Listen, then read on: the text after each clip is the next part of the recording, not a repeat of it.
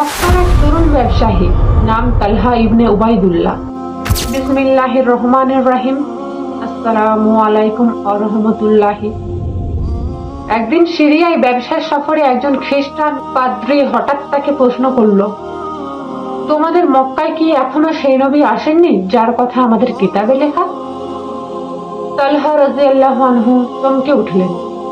মক্কায় ফিরে এসে সরাসরি গেলেন আবু বকর সিদ্দিক রাদিয়াল্লাহু আনহুর কাছে।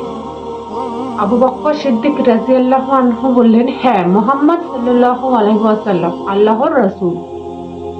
এক মুহূর্ত দেরি না করে তালহা রাদিয়াল্লাহু আনহু ইসলাম কবুল করলেন। এরপর শুরু হলো নির্যাতন। কাফেররা তাকে বেঁধে মারত, কিন্তু তিনি বলেননি ইসলাম ছেড়ে দেব। আজ সেই তালহা রাদিয়াল্লাহু আনহু জান্নাতের সুসংবাদ প্রাপ্ত 10 জন সাহাবীর একজন। তাহলে এই থেকে শিক্ষা, সত্য চিনতে দেরি নয়, দরকার শুধু খোলা হৃদয়।